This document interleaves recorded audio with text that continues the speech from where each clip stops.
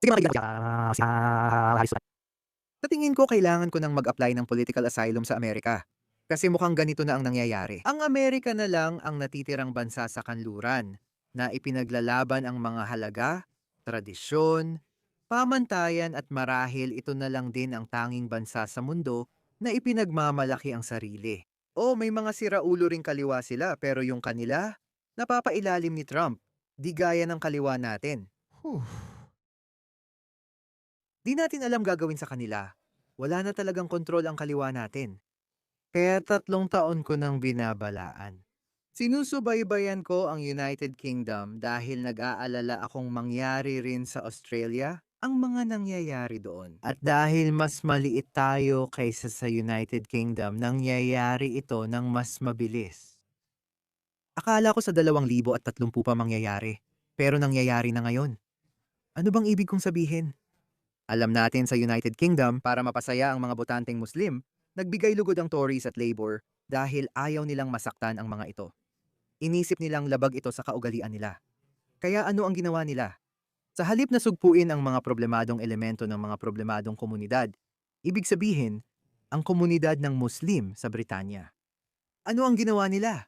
Sa halip, inatake nila ang mga katutubo. Mas maraming inaaresto ang United Kingdom dahil sa mga posts sa social media kaysa sa pinagsamang bilang ng China at Russia. Malaking bagay na yon. Ano ang sinasabi niyan tungkol sa bansang nagbigay sa atin ng kalayaan sa pananalita? Sa totoo lang, sila ang nagbigay sa atin ng Speaker's Corner. Ngayon inaaresto na ang mga tao dahil sa social media posts. Hindi lahat sila naguudyok ng karahasan, pati mga inosente. Itinuturing na ngayong ekstremismo ang kultural na nasyonalismo sa United Kingdom Prevent List. Kapag ipinagmamalaki at nais mapanatili ang kulturang British, kasaysayan, at pamana, itinuturing na itong ekstremismo. Maaari kang mapasama sa watchlist ng Prevent, kung saan kamakailan, 70% ng mga nasa listahan ay Muslim. Ngayon, mas marami na tayong nakikitang puting tao dahil mas marami na ang tumatayo at nagsasabing, "Sandali lang, anong masama doon? Dapat nating ipagmalaki ang ating bansa. Kung hindi natin ipagmamalaki ang ating bansa, mawawala na tayo ng bansa." Pinapanood ko lahat yun. Nangyayari ito ngayon sa Australia.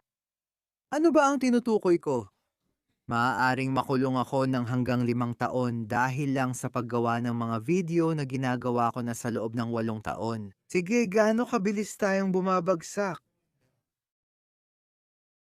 Hindi ako nanaksak ng kahit sino. Hindi ako nanggahasa ng kahit sino. Hindi ako nandaya, wala akong sinaktan na kahit sino. Pero pwede akong makulong ng 5 taon. Dahil lang sa pagpapahayag ng aking paniniwala, dahil lang sa pagpapakita o pagpapahayag ng pagmamahal ko sa Australia. Sige, hindi ako tatakas o mag-a-apply ng asylum. Dito ako, lalaban ako. Kung gusto ninyong hulihin o ikulong ako, gawin ninyo. Pero baka kailangan ko ang suporta ninyo. Kasi ang ginawa nila sa mga katulad ko sa Inglaterra ay binaha kami ng mga kaso, pinabankrupt kami. Wala na kaming natitirang pera dahil lahat ng makuha namin napupunta sa gastusin sa korte, kaya sa huli, sumusuko na lang kami. Yan ang naging modus operandi nila sa United Kingdom. Katulad ng lahat ng iba pa, mangyayari rin ito dito dahil nagpapasa sila ng batas. Ang batas laban sa hate speech. Dadaanan ko ang mga pangunahing punto ng panukalang batas na tinatalakay ngayong Martes sa House of Representatives at Senado. Simulan natin dito. Ito ang sinabi ni Anthony Albanese. Nagpatupad kami ng bagong batas laban sa antisemitismo at para sa pambansang seguridad. Wala talaga akong masabi sa kanyang panlilin lang. Inilalarawan niya ito bilang panukalang batas laban sa antisemitismo, habang sa iba tinukoy itong laban sa antisemitismo at homopobya. Sa totoo lang, wala sa dalawa. Ipapakita ko sa'yo. Sige, pagtiyagaan mo ako, tingnan mo. Ang Australian ang nag-post nito. Gagamitin ang batas laban sa hate speech para targetin ang Islamopobia. Pero hindi binanggit ni Anthony Albanese ang Islamopobia kahit minsan. Hindi niya binanggit dahil alam niyang walang saysay. Isang Islamist ang pumatay ng 15 na hindi Muslim at tungkol lang daw ito sa Islamopobia. Hindi namamatay ang tao dahil sa Islamophobia at hindi dapat pinapatay dahil sa relihiyon. Pero hindi iyon ang problema rito. Dapat ay naglalatag kayo ng mga panukalang batas laban sa Islamismo dahil ito ang pinakamasama at marahas na ideolohiya sa panahon natin ngayon.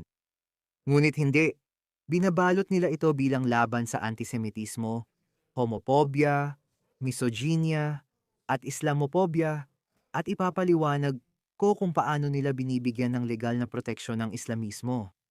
Inihayag ni Ann Ali, pinakamataas na Muslim na miyembro ng parlamento ng Labor at Cabinet Minister, na bukas ang gobyerno sa paggawa ng batas laban sa Islamophobia at homophobia. Sa totoo lang, magkasalungat ang dalawang bagay na ito. Kung tinutukoy ko ang homopobikong katangian ng Islam, masasabi bang Islamophobia ito? Pagkatapos maipasa ang batas laban sa antisemitismo, tingnan mo ito. Kaya ito ang isa sa pinakamahalagang bahagi ng batas laban sa hate speech na ito. Nagkakasala ang isang tao kung siya ay gumagawa ng isang bagay sa pampublikong lugar. At, o tulad ko, itinuturing itong pampublikong espasyo. Ako ay social media influencer na gumagawa ng video online sa pampublikong lugar. Kaya't naaangkop sa akin ang mga susunod na probisyon. Ano ang mga ito? Ang tao ay gumagawa ng kilos na may layuning magpalaganap o magsulsol ng galit laban sa ibang tao. Ang target o isang grupo ng mga tao, ang target na grupo o grupo ng mga tao. Tulad ng mga kultura, halimbawa, dahil sa lahi, hindi ko ginagawa yon. Kulay, hindi ko ginagawa yon. O nasyonal, o pinagmulan ng bansa, pinagmulan ng etniko. Hindi ko iniintindi yan. Pero mahalaga sa akin ang pinagmulan ng bansa. Karaniwan may tiyak na katangian ang mga tao mula sa ilang bansa, gaya ng Pakistan na aking sinilangan. Hindi ko pwedeng pag-usapan ang masasamang bahagi ng sarili kong kultura, pero kayo, mga puti, pwede ninyong pag-usapan ang masasama sa kultura ninyo. Hindi ko pwedeng pag-usapan ang mga neo-Nazi ko, gaya ng mga neo-Nazi. Iyan ay diskriminasyon. Normal ang female genital mutilation sa ilang partikular na kultura, gaya ng sa Afrika. Hindi lang ito problema ng mga Muslim. Kahit dapat ay kanila ito dahil sinuportahan ni Propeta Muhammad. Pero karamihan sa kanila ay hindi naman ito ginagawa. May ilang lahi sa Afrika na gumagawa nito, gaya ng Somali at Sudanese dito sa Australia. Pwede ba akong hindi magsalita tungkol sa female genital mutilation? Hindi ko pwedeng pag-usapan yan nang hindi ako ginugulo, tinatakot ng batas na ito, ng panukalang ito, hindi ko magawa, nakakahiya ito. Tanggalin ang linyang ito. Hindi pantay-pantay ang lahat ng bansa. Hindi rin pantay-pantay ang lahat ng nasyonalidad na nagdadala sa akin sa isa pang punto. Ipinapakalat ang mga ideya ng pagiging higit o pagkamuhi sa ibang tao. Hindi ko kailangang kamuhian pero dapat kilalanin. May ilang kultura na mas mataas kaysa sa iba pang mga kultura na mas mababa. Tulad ng kulturang Afghan, kung saan tinatrato nila ang mga babae na parang hayop. Tulad ng ilang kultura sa Afrika, lalo na sa mga Muslim, sinasaktan nila ang ari ng mga batang babae. Sa ilang kultura sa gitnang silangan, pinuputol ang kamay, binabato hanggang mamatay, isinasabit sa crane ang tumututol, o ginugulungan ng tangke ang nagpoprotesta. Ikukulong mo ba ako ng 5 taon dahil lang sa sinabi ko yan? Napakabaliw at nakakatawang batas. At ang gumawa nito ay pasensya na, pinakamasamang punong ministro sa kasaysayan ng Australia. Hindi ko maisip na may naging punong ministro ng Australia mula 1,900 at isa na nagtaksil sa mga pagpapahalaga ng Australia tulad ng punong ministro na ito. Ang asal na ito ay laging nagdudulot ng epekto sa isang makatwirang tao. Sino ang target? Ang kawawang Sudanese na ama na gustong putulin ang ari ng anak niyang babae. Bakit si Haris Sultan ang nagkokomento rito? Isang miyembro ng Afghan group ang nagsabing tinawag ni Haris ang aming kultura na mababa dahil gusto naming balutin ang aming mga babae para iwas sa panliligalig o karahasan. Natatakot sila sa panliligalig o karahasan. Pero ang mga Islamistang iyon ang kadalasang pumapatay ng hindi Muslim. O matakot para dito. Kung ang parusa ay pagkakakulong ng 5 taon. Mga ginang at ginoo, iyan ang tabak na ibinibitin nila sa atin. Sinabi ko na nagbibigay sila ng proteksyon para sa Islam. Ano ang ibig kong sabihin? Baka iniisip mo yan, Haris. Siguro kahit paano mapipigilan yan ang mga Islamist na lantaran ng galit sa mga Hudyo. Hindi. Tingnan mo ito. Tingnan mo ang ika-4 na punto. Hindi saklaw ng subsection 1 kaya hindi kasama ang dati nating napag-usapan. Wala ring puot dito sa ibang tao, grupo, kulay, o lahi. Hindi kasama dito ang mga gawaing direktang pagbanggit, pagsipi, o pagtukoy sa relihiyosong teksto para sa pagtuturo o pagtalakay sa relihiyon. Did you get? Naintindihan mo ba yon? Pinadaan ko yan sa ChatGPT kaya naisip ko, alam mo na, pwede mo bang ipaliwanag sa akin? Anong ibig sabihin nun? Ibig sabihin, ang subsection na ito ay nagbibigay ng legal na depensa. Gamitin natin ang karaniwang pananalita.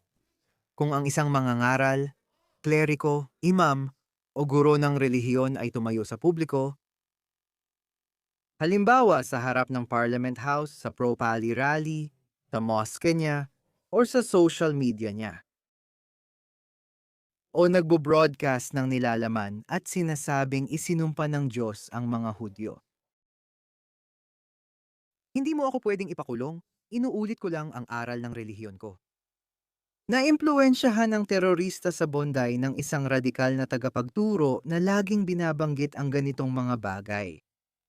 Darating ang panahon, batang Muslim, at ikinukwento namin ang mga hadith ng propeta. Maglalaban ang mga Muslim at Hudyo at darating ang panahon ng labanan. Sinabi niya sa atin, alayhi salatu was, na sa mga araw na iyon, ang mga bagay na walang buhay ay magsasalita. Hindi ito laban sa mga Hudyo, bahagi lang ng tradisyon natin ang pagpasa ng hadith at pagsabing ang propeta. Hindi ito laban sa mga Hudyo. Sabi niya, tingnan mo kung gaano siya kaingat. Hindi ako nagpapalaganap ng galit sa mga Hudyo. Pinapasa ko lang ang nakasulat sa ating banal na kasulatan. Dahil siguro sa United Kingdom malamang ganito rin ang kanilang batas laban sa hate speech kung saan sinasabi nila, kung ito ay panrelihiyon, kailangan nating tiisin ito. Kung ang galit sa mga Hudyo ay nakapaloob sa iyong relihiyon, ayos lang daw iyon. Maingat niyang sinabi, hindi ito galit sa mga Hudyo. Nagbigay sila ng legal na depensa at puwedeng sabihin iyon. Nakita mo ba kung paano sinabi na tungkol ito sa homophobia? Tingnan mo ito, lahat ng ito ay mga hadith tungkol sa homophobia.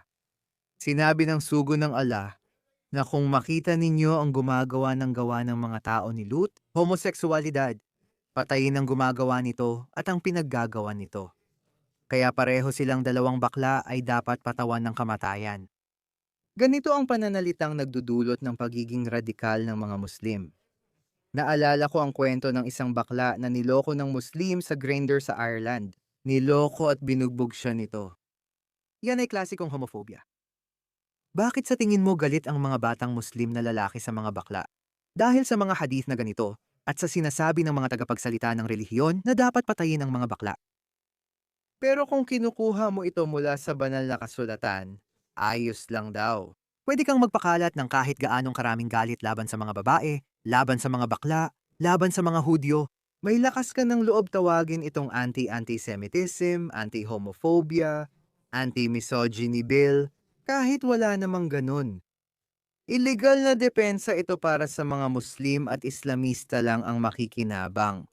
Kung sasabihin mong nasa lumang tipan din yan, ilan ba talagang Kristiyano o Hudyo ang pumapatay ng homosekswal o hindi birhen?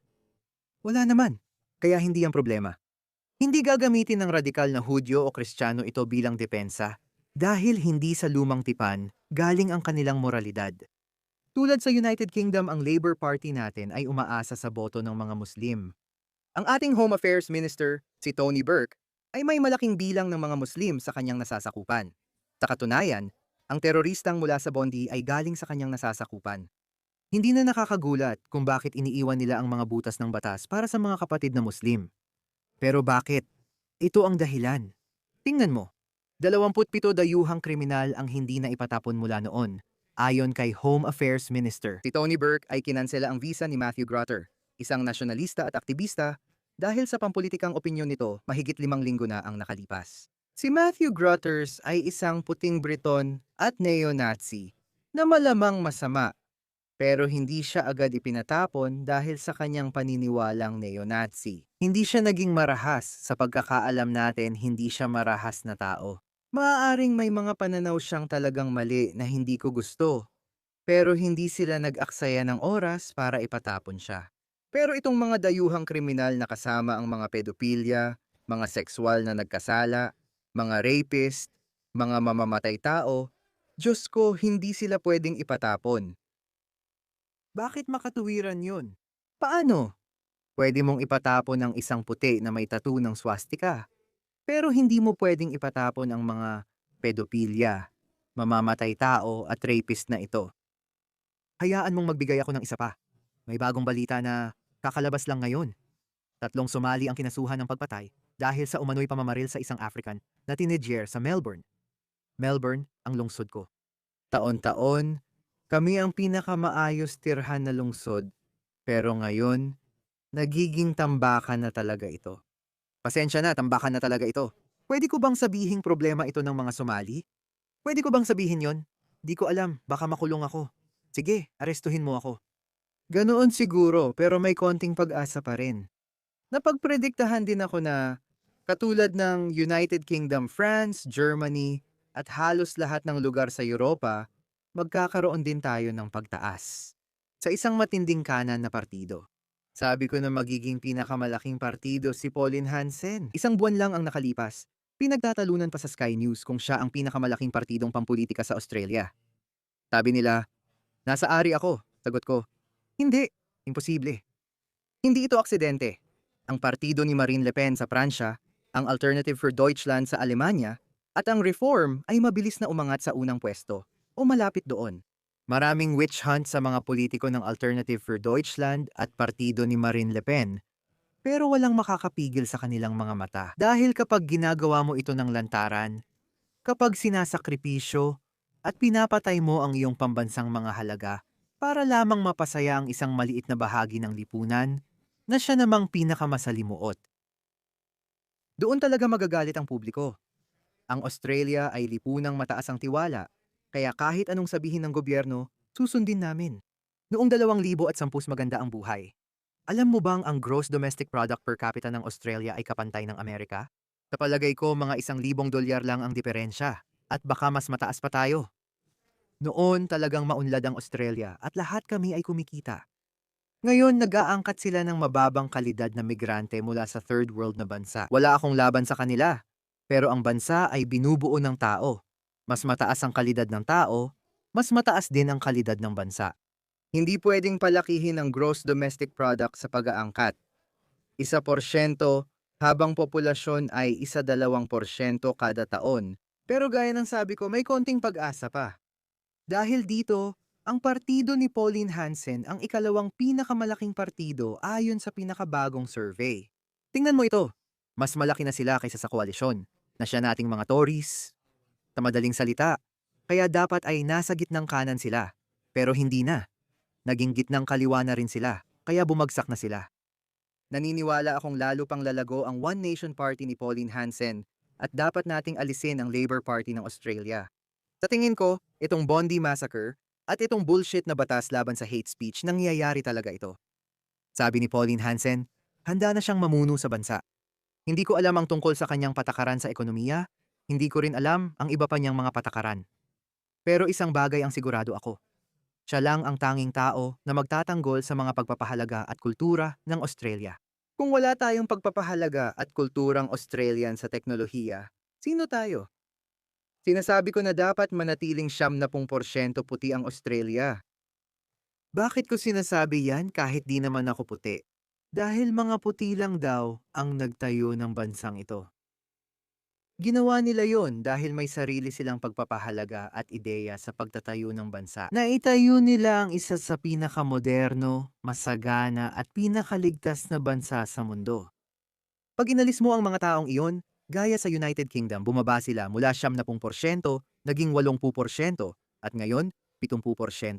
Tingnan mo sa East London, may mga Australiano pa rin dito na may mabuting hangarin at sinasabing baka nananakot lang tayo, walang masama, o racist lang tayo. Lahat ng mga taong ito, pakiusap lang, pumunta kayo sa London o Paris o Berlin. At iyon ang magiging kinabukasan ninyo. Kung hindi tayo kikilos ngayon, ganito kasamang mangyayari sa Europa. Sinubukan pa nilang palugurin sila. May bagong balita rin na lumabas. May mga estudyanteng ginahasa matapos piliting tumira sa compound kasama ang 125 refugee para raw sa integrasyon. Mabuti raw ang hangarin, di ba? Kung pagsasamahin natin ang mga refugee na ito, ang mga taong galing sa mga third world na bansa, kasama ang ating mga batang estudyante na madaling maapektuhan, baka ipakilala nila sa kanila ang ating paraan ng pamumuhay. Alam mo ba ang ginawa nila? Ilang taon na inabuso at sinaktan ang mga batang Dutch. Nangyari ito sa Netherlands, subukan mo rin sa Sweden, Germany, Britain. Pare-pareho lang silang lahat. Gagawin din nila yan dito sa Australia, mga kababayan.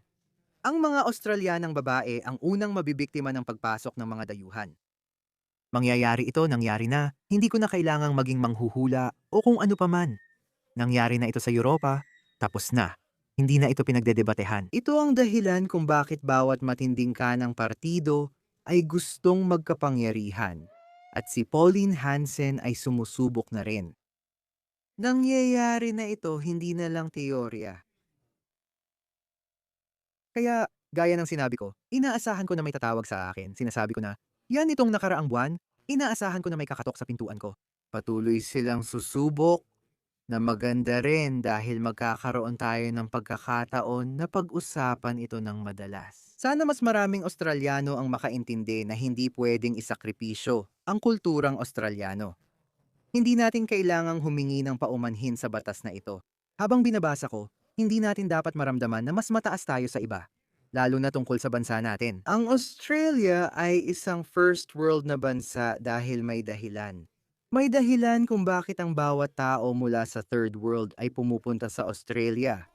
Dahil mas mataas ito at hindi mo pwedeng gawing krimen ito.